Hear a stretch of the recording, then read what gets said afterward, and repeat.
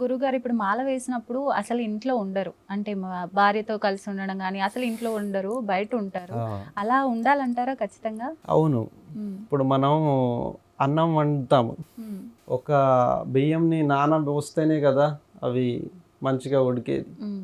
పెట్టిన వెంటనే అది రిజల్ట్ రాదు కదా. హ్మ్. అన్నమే కానీ కర్రీయే కానీ హ్మ్. అది తపోనిష్టతలోకి ప్రవేశించడం. ఓకే. అలా వెళ్ళేసి ఇలా వస్తే ఏది తెలియదు. హ్మ్.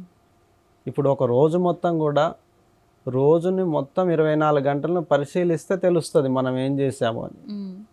ఉదయం లేవగానే అయిపోయింది అన్నీ అయిపోయినాయి అనుకొని సపరేట్ తెలీదు. ఏం తెలియదు, మళ్ళీ మిగతా కాలం పోతుంది వృధా. హ్మ్. ఇట్లా ఇది కూడా వారికి తెలియడానికి హ్మ్.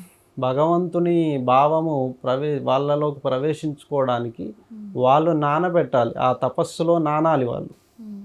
ఆ అగ్నిలో నానాలి, ఓకే. ఆ కోరికలో నానాలి. వాళ్ళు దీక్ష ఎందుకు వేశారు, ఏం కోరుకొని వేశారో అది బాగా తట్టాలి వాళ్ళకి. హ్మ్. తడితే మూలాన ఆగిపోతుంది అనమాట. ఓకే. మనలో ఎక్కడో ఒక్కడ మూల నిక్షిప్తమై ఉంటుంది మన యొక్క టాలెంట్ శక్తి. అది తన్మయంతో ఆ తన్మయంలో అది పైకి లేస్తుంది. వచ్చేసి నేను కరెక్ట్గా పని చేయాలి, బతకాలి, ఇదని జన్మ తార్పణ్యం తిరిగి వస్తుంది. హ్మ్. అంటే తనలోని మూల శక్తిని తిరిగి లేపుకోవడం కోసం హ్మ్.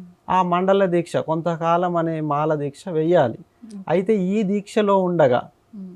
మిగతా ఇప్పుడు స్త్రీలకు ఎందుకు దూరంగా ఉండాలి, హ్మ్. సంసారానికి అలాగే చెడుకి ఎందుకు దూరంగా ఉండాలి హ్మ్. అనే అంశాలు అవి ప్రవేశిస్తే డిస్టర్బ్ అయిపోతాడు, హ్మ్. మళ్ళీ మొదట్లోకి వెళ్ళిపోతాడు. అవును.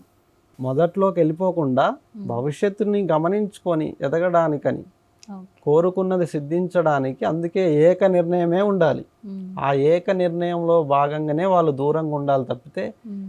ఈ కామము కానీ ఇవి కానీ అవన్నిటినీ పక్కకు పెట్టి దూరంగా ఉండి అలా ఏక నిర్ణయంతో గురితో చూసిన వాడికి మాలేసిన ప్రతిఫలం ఖచ్చితంగా దక్కుతుంది.